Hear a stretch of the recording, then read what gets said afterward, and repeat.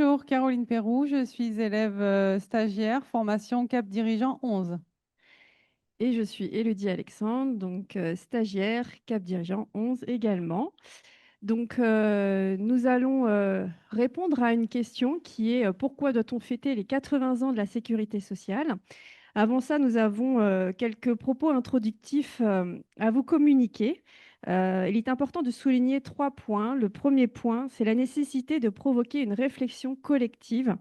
Fêter l'anniversaire, c'est le moment de mettre en valeur la sécurité sociale comme une organisation collective au service des valeurs individuelles, de notre société, comme la famille, la santé et le vieillissement. Le deuxième point, c'est se rappeler d'une réalité préoccupante de la situation financière de la sécurité sociale. L'actualité révèle une anxiété quant à la soutenabilité financière de la sécurité sociale. Et puis notre troisième point, c'est le besoin de défendre notre modèle et de le réinventer. Et la cible des jeunes est clairement identifiée pour se tourner vers l'avenir. Donc pour répondre à cette question, nous allons vous faire une présentation en 3 parties. La première, on va vous présenter notre modèle qui est à rendre plus lisible. Ensuite, on va vous parler de nos défis qui sont à relever. Et enfin, la question de la pédagogie qui est un levier devenu nécessaire pour continuer à exister. Je te laisse commencer, Caroline, pour la première partie. Alors oui, effectivement, fêter les 80 ans de la sécurité sociale ne peut pas se faire sans passer par quelques repères historiques et se remémorer notamment sa création, sa naissance, son évolution et sa capacité de protection. Alors en ce qui concerne sa naissance, avant la Seconde Guerre mondiale, tomber malade, attendre un enfant ou avoir un accident sur son lieu de travail pouvait vous faire tout perdre. Les premières assurances sociales des années 30 ne couvraient pas tous les risques ni tous les salariés. Et c'est bien dans le programme du Conseil national de la résistance en mars 1944 qu'est inscrit ce plan complet de sécurité sociale qui vise à assurer à tous les citoyens des moyens d'existence dans tous les cas où ils sont incapables de se le procurer par le travail. Et ce n'est pas tant à cette période le contenu de cette réforme qui est marquant, mais bien le consensus qui a pu être trouvé auprès de l'ensemble des citoyens et de leurs représentants pour mettre en place de manière urgente ce plan. Elle est donc née officiellement le 4 octobre 1945 dans un contexte de détresse sociale au sortir de la Seconde Guerre mondiale, contexte dans lequel le besoin de solidarité était extrêmement prégnant. Pour mémoire, c'est un système assurantiel basé sur l'emploi. Le contexte d'après-guerre était favorable au déploiement de ce modèle, assis sur une base dynamique de productivité et de natalité. Alors maintenant, arrêtons-nous à son évolution. Ce qu'il est important de noter, c'est que le système de sécurité sociale français est en capacité d'absorber un certain nombre de réformes tous les ans, depuis 8 décennies, et qu'il s'adapte aux besoins et à l'évolution de la société. Vous verrez dans l'infographie que nous avons indiquée dans le diaporama l'ensemble des grandes réformes qui ont pu être mises en œuvre par notre système. De l'universalisation de l'assurance maladie à la création de la carte vitale en 1998, la création de la branche autonomie en 2020. Toutes ces réformes ont permis de s'adapter aux changements et aux besoins des citoyens. La sécurité sociale a traversé des crises budgétaires en 2008 et 2009, une crise sanitaire que vous connaissez, les polémiques sur sa soutenabilité, les critiques sur sa complexité. Elle a su malgré tout se moderniser et se réinventer. Et c'est bien cette capacité de résilience, cette mutabilité, qui en font aujourd'hui une structure extrêmement résiliente, unique au monde, qui nous accompagne de notre naissance à notre décès, au gré de tous les aléas de la vie. En troisième point, nous pouvons nous arrêter sur sa capacité de protection. La France est aujourd'hui le pays de l'Union européenne qui consacre la part la plus importante de son produit intérieur brut à la protection sociale, 32%, soit plus de 5 points supérieur à la moyenne des pays européens. Si on s'arrête sur le risque santé, il représente 12% du PIB. Cette part place la France en seconde position après l'Allemagne. Le risque vieillesse représente quant à lui plus de 14% de points de PIB, 1,7 point de plus que la moyenne européenne. Et c'est bien ce pacte social qui est aujourd'hui confronté à des enjeux structurels qui viennent questionner sa pérennité. Nous retiendrons donc de cet hommage au passé que la sécurité sociale n'est pas un monument historique dont on fête les 80 ans, mais bien un modèle évolutif et qui a subi des mutations importantes. Doté d'une longévité unique, nous voudrions pouvoir nous retrouver dans 20 ans pour pouvoir fêter son centenaire. Comprendre sa spécificité, ses fondements, son évolution, cela permet d'éclairer les débats actuels sur la protection sociale, son financement et finalement notre cohésion nationale, autant de défis que notre système doit aujourd'hui relever. Alors effectivement, nous avons 4 défis de repérer. Enfin, il y en a plusieurs, mais nous en avons sélectionné 4 qui sont des défis à relever face aux déficits inquiétants. Donc le premier défi est celui de la soutenabilité financière. Donc le sujet du déficit est un sujet relativement ancien, puisque nous pouvons d'ailleurs observer 2 pics auxquels la sécurité a fait face depuis son existence. Donc le premier date de la crise économique en 2009-2011, où on a atteint un pic déficitaire de presque 35 milliards d'euros.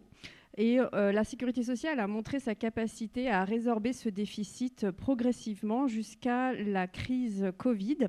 Donc en 2020-2021, on a atteint quasiment 40 milliards d'euros de déficit.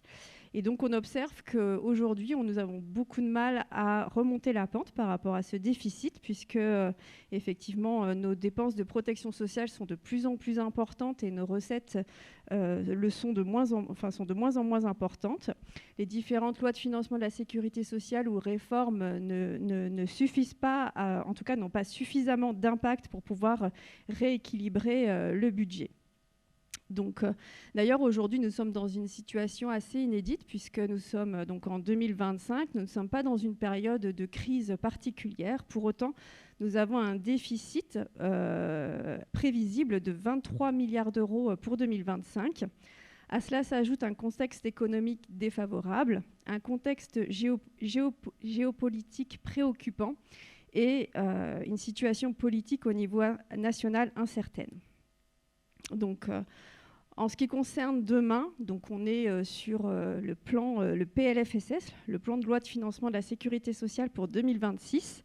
Donc il a pour objet de fixer les objectifs de dépenses en fonction des prévisions de recettes et de déterminer les conditions nécessaires à l'équilibre financier de la sécurité sociale. C'est donc un outil de pilotage qui contribue à l'équilibre des branches. Pour autant, l'effort est majoritairement attendu sur la branche maladie et sur la branche vieillesse, qui couvre 80% de nos dépenses de sécurité sociale. Et d'ailleurs, le Haut Conseil des finances publiques est chargé de se prononcer sur le réalisme des prévisions de recettes et de dépenses. Et il annonce le PLFSS 2026 comme plutôt ambitieux, avec un déficit cible de 17,5 milliards d'euros pour 2026. Notre deuxième défi est le défi démographique, avec la question du vieillissement et de la dénatalité. Donc, la démographie de la France et notre système de protection sociale sont de moins en moins compatibles. On a effectivement une baisse de la natalité de moins 21,5% depuis 2010 et donc un indicateur aujourd'hui de fécondité de 1,62 enfants par femme. On a également une augmentation du nombre de personnes âgées avec les baby-boomers et une augmentation de l'espérance de vie avec plus 17 ans pour les hommes et plus 20 ans pour les femmes, pour les femmes, pardon. Donc depuis 1945, la création de la sécurité sociale. En conséquence, on a donc une augmentation du nombre de retraités avec une diminution d'actifs. Ça veut donc dire une diminution des cotisations et donc des recettes de protection sociale et une augmentation des pensions de retraite et des soins de santé. Notre troisième défi est la lutte contre la fraude. Donc, de quoi parle-t-on quand on parle de fraude au sein de la sécurité sociale? Donc, il y a 2 types de fraude, la fraude aux cotisations et la fraude aux prestations sociales. Donc, la fraude aux cotisations, c'est la sous-déclaration ou voire la non-déclaration de salaire ou de revenus, la non-déclaration par les employeurs et les travailleurs ou les travailleurs indépendants. C'est aussi le non-paiement de cotisations. Ensuite, il y a la fraude aux prestations sociales. Donc, c'est le fait de déclarer une situation fausse, comme un arrêt de travail, ou de déclarer une situation familiale inexacte. Donc, c'est aussi lorsque des professionnels de santé surfacturent des actes. La fraude est un défi de taille puisqu'elle est estimée à 13 milliards d'euros. Donc, dans ces 13 milliards d'euros, nous avons 2,1 milliards qui sont constatés et stoppés et 0,6 milliards qui sont recouvrés. Donc, comparativement au montant de notre déficit estimé en 2025, on comprend qu'effectivement, le défi de la fraude est vraiment de taille, en tout cas présente un potentiel par rapport à notre déficit budgétaire. Pour autant, les branches se sont quand même emparées de ce sujet, puisque depuis 2024, il y a une nette progression. On sait que l'URSSAF a augmenté de 34% le montant des redressements opérés, soit x4 en 10 ans. La CNAM a augmenté de 35% le nombre de fraudes détectées et opérées, et la CNAF a augmenté de 20% le nombre de fraudes détectées. Et puis nous avons le 4e défi, qui est le défi de la transition écologique. Donc on est sur ce défi, sur un alignement entre notre métier, qui est de protéger, et notre impact sur l'environnement. Donc pour illustrer, l'assurance maladie finance des soins pour des personnes malades, qui sont malades pour des raisons environnementales, pour une partie. Et cet environnement est aussi insalubre du fait de la pollution générée par les transports ou par l'industrie. Et l'assurance maladie finance en partie aussi ce transport et l'industrie, donc l'industrie du médicament, les déplacements liés au maintien à domicile, par exemple. Donc il y a un certain nombre de leviers par rapport à ce déficit de transition écologique. Donc on pense par exemple au transport médical partagé, mais aussi tout ce qui est par rapport à l'évolution des comportements individuels, par rapport à la lutte contre le gaspillage de médicaments, par exemple. Donc nous avons détaillé 4 défis. Aujourd'hui, nous avons effectivement, pour pouvoir relever en tout cas ces défis, on a comme levier la pédagogie, qui est effectivement identifiée depuis longtemps, on en parle depuis plusieurs années. Pour autant, aujourd'hui, Caroline, nous n'avons pas suffisamment exploité ce levier. Absolument, Élodie. Les questions sur la pérennité du système de protection sociale ne sont pas nouvelles et elles avaient déjà été soulignées à l'occasion de ces anniversaires précédents. Nous vous citerons par exemple le discours de Pierre Laroque à l'occasion de ses 40 ans. Il disait « C'est d'une part l'attachement montré par la population à l'institution et d'autre part l'insuffisance dans la population du sentiment de sa responsabilité à l'égard de celle-ci.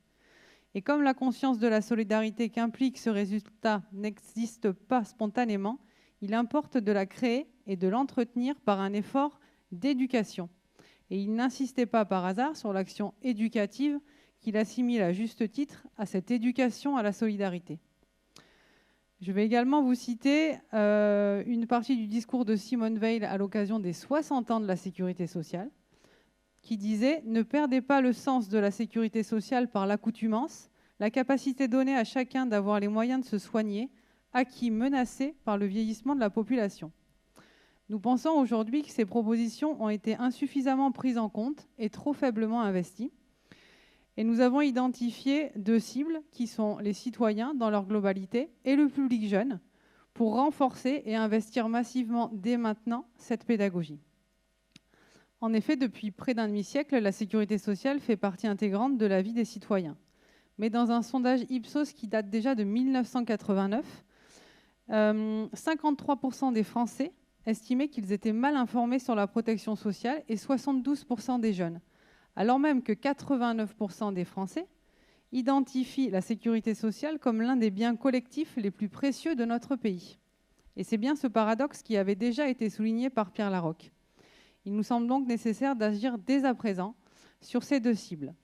La première, celle des citoyens. La simplification de l'ensemble de nos démarches, le recours aux tiers payants, la mise en œuvre de relations beaucoup plus fluides avec l'ensemble des usagers et des assurés ont permis à la sécurité sociale de renforcer son rôle et de simplifier finalement la vie administrative des Français. Pour autant, en contrepartie, la conscience collective finalement de ce qu'est la prise en charge, du coût réel d'une prise en charge de soins par exemple, c'est peu à peu oublié dans l'esprit collectif. Par exemple, lorsqu'un patient est hospitalisé, il n'a quasiment aucune visibilité sur le coût réel de son hospitalisation. Il va identifier son reste à charge, éventuellement la prise en charge de l'assurance maladie ou de sa complémentaire, mais finalement sur le coût global de son hospitalisation, peu ou en tout cas trop peu d'informations. Et finalement, la population semble progressivement s'être déconnectée de ses coûts réels et finalement du rôle assurantiel de la protection sociale, avec une perception de pseudo-gratuité. Afin de permettre aux citoyens de mesurer concrètement le coût réel et le rôle de la sécurité sociale, nous pourrions envisager des informations beaucoup plus fortes, pas rassurées. Aujourd'hui, l'ensemble des organismes possèdent des comptes individuels pour leurs usagers, Amélie, CAF.fr, sur lesquels individuellement, nous pourrions faire en sorte que chaque citoyen, lorsqu'il bénéficie du prise en charge, puisse identifier finalement le coût réel de cette opération. Cela permettrait par ce biais de connaissance et de confiance de responsabiliser l'ensemble des citoyens et de trouver la capacité de se réemparer de la protection sociale. La deuxième cible que nous avons investie est celle du public jeune. En effet, la jeunesse actuelle n'a que très peu de connaissances sur l'historique de la sécurité sociale et doit maîtriser et comprendre dès maintenant la nécessité de notre modèle, puisque c'est bien elle qui sera le décideur de demain. En 2024, un sondage Ipsos montrait que 68% des Français ne savaient pas déchiffrer leur bulletin de paye. C'est quelque chose qui peut s'apprendre dès le plus jeune âge. En tant que garant de cette politique publique, nous avons un patrimoine à transmettre en tant qu'ambassadeur. Et aller bien au-delà d'un rôle d'ambassadeur nous semble essentiel. Il faut en effet responsabiliser les futurs décideurs par un engagement fort de notre institution sur le sujet. En tant que dirigeant d'un organisme de protection sociale, nous devrions encourager nos équipes à intervenir hors les murs, créer des missions. On va au-delà d'une mission d'ambassadeur, bien une mission complète avec un temps de travail dédié pour intervenir dans les établissements scolaires ou dans les centres de formation. Pour aller plus loin, nous pourrions imaginer une convention nationale avec l'éducation nationale pour intégrer dans les programmes, par exemple, d'éducation morale et civique de 3e, un point spécifique sur la protection sociale, de façon à ce que l'ensemble de nos jeunes soient bien conscients du système dans lequel ils évoluent. Fêter l'anniversaire de la sécurité sociale, c'est donc célébrer la redéfinition de notre pacte social avec les citoyens et la jeunesse d'aujourd'hui, en s'appuyant sur un outil puissant. Cet outil puissant, c'est la pédagogie, qui permet d'alimenter avec efficacité et clairvoyance le débat démocratique d'aujourd'hui et de demain. Alors pour finir sur cette présentation, donc quoi retenir sur tout ce qu'on vient de vous dire? Eh bien, commençons par la pédagogie, qu'on a présentée comme un outil puissant pour effectivement rendre plus visible le fonctionnement de la sécurité sociale, comprendre notre système de protection sociale et créer chez tous nos citoyens, y compris les jeunes, une prise de conscience. L'idée, c'est aussi de faire évoluer les comportements individuels et puis avoir la possibilité de faire un choix éclairé qui permettrait effectivement de participer au débat et surtout d'arriver à prendre des décisions qui sont nécessaires aujourd'hui pour pouvoir effectivement fêter d'ici une vingtaine d'années le centenaire de la sécurité sociale. Merci.